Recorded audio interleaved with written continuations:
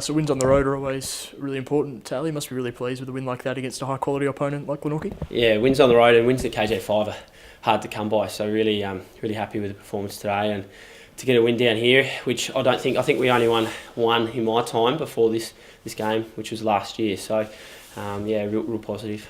I guess initially, what are some of the main things your main thoughts are initially after the game? What are some of the key things that you thought got you guys on top? Yeah, I thought the intensity in the first quarter was finals like. It was really, to only have us kick one goal and them to kick 1 point. It probably shows that the intensity around the footy didn't allow clean possession and clean play, which was good. A credit to Glenorchy, and they brought the heat early, and we were a little bit fumbly and probably didn't hit our first option as many times as we want. And then obviously after that the game probably broke open a little bit, and we were able to get on the outside a little bit more and use our run and our link up, which was good to see. A key player with breaking that game open was Zach Burt in the second term. Must be really pleased with, I guess, his ability just to hit the scoreboard like he is. Yeah. He probably played a little bit of a different role today than he normally would, and I was really impressed with the way that he was able to hit up at the footy and not so much get it over the back. That's something he's been working on with Zach. Is obviously hitting up at the footy, and it probably broke the game a little bit today, which was good to see. And your own form, mate? I must be pretty pleased with how you're playing at the moment. Well, not in that first quarter. I tell you what, I was pretty fumbly in that first quarter. But yeah, it's been good. Like game day, I don't do much really. It's it's done through the week, and just let me play on the weekends. But I'm enjoying it. It's good. Obviously now defeating Glenorchy, went down to them last time. Obviously some other circumstances involved in that. Was much made of that loss during the week leading into today? Not really. We're a little bit disappointed in our performance last time, but the effort that the guys that came in, the young fellas that came in, was really good. And we learnt some things that we brought into today's game from that performance, which was good to see that it probably worked today. It didn't work round one. Round three. Couchy back in today. How did you see his performance in the win today? Yeah, it's pretty good, wasn't he? Tom's, he backs himself in, and he puts pride in his performance. And we're really pleased to get him down as much as we can. I've said previously that the amount of knowledge that he brings, not only to the game, but to help the other coaches, is really good. And to get an ex-coach come down and a quality player to come down is great. Heard in the rooms before you were saying that no such thing as a perfect game. There's always things to work on. What are some of the areas you think as a group that you'll be looking to address in the weeks coming up? Yeah, that's exactly right. We've got to move forward and move on for these types of games. I thought our first quarter was probably something we can look at. What happened in that first quarter? Obviously we were a little bit fumbly. Was it due to the pressure that Glenorchy put on, or was it just because we were fumbling? We'll look at that and see what happened there. But after the game, after the second quarter, I thought we were pretty good.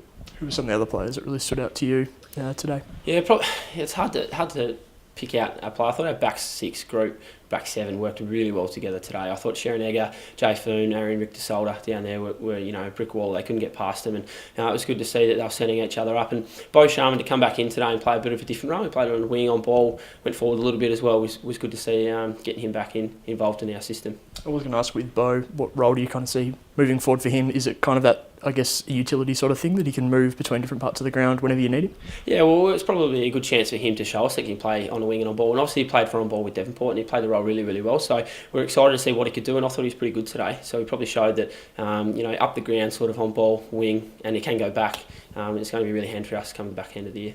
Any injuries initially from today, or you came through unscathed? Nah, unscathed. I think it was a pretty tough game, so the boys are pretty sore, but no injuries. All right, so pretty fresh after the game. PK, what are, I guess, your initial thoughts after today? Yeah, we knew coming into today against such a good team with, we had 10 teenagers in today. We knew it was going to be a tough ask.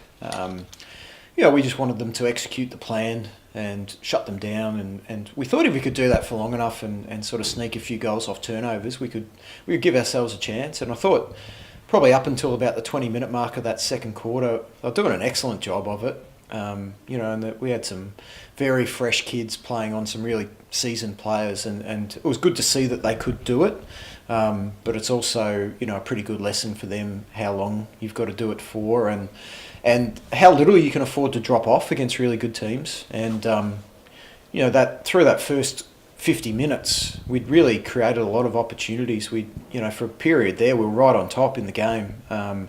And making them defend under pressure and getting some good results out of it. And then you slip off and they kick those 3 quick goals just before half time, and that's, you sort of go into half time 3 goals down thinking, gee, we'd played pretty well there. And And then again in the third quarter, I was pleased with the way they responded in the second half of that third quarter and got it back into 4 goals. But we just couldn't sustain it long enough.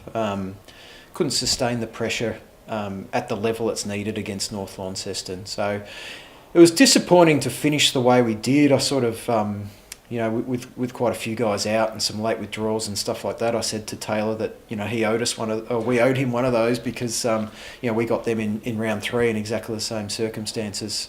So we would have liked to have held on longer. We knew it was going to be tough. So we really need to go through that and make sure that the young guys today actually learn the lessons from it, not just walk away disappointed. So that's going to be the key during the week. I said last week that playing Lauderdale was probably the perfect preparation for playing North Lonnie, 2 really tough games in a row.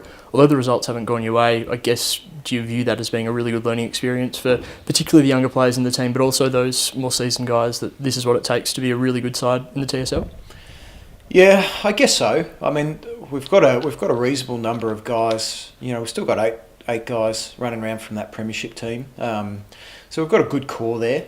And I guess I said when I started back in November that we've got that challenge of trying to emulate what clubs like Hawthorn and Sydney and Geelong do really well, and that they bring those young players through while they still have the leadership there, so there isn't a vacuum.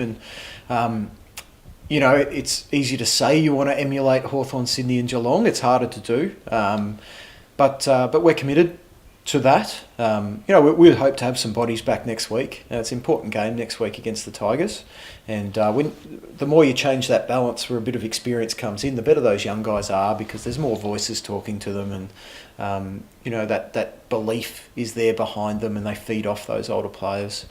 So it'll be a learning experience, but I think, it's important for us to commit over the full season to really making sure these guys are learning lessons, whether it be from wins or losses. We just need them to keep getting better.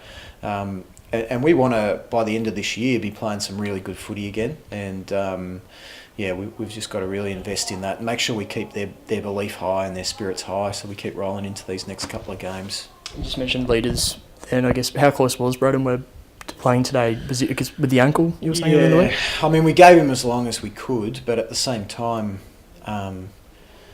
you got that balance. Do you want Braden Webb at 70% in round 10, or do you want him at 100% at the end of the year? And obviously games now are very important. We want him out there as often as possible, but we gave him as long as we could, but we were never going to play him unless he was right to play. We couldn't risk him re-injuring it. I guess you mentioned before, wins are pretty important from here on out. You've seen North Launceston, depleted earlier in the year and now at full strength. They are the reigning premiers. You confirm that they are the team to beat at this stage of the season? Oh, I think they're the team to beat until somebody else holds the Premiership Cup up or they're knocked out, really.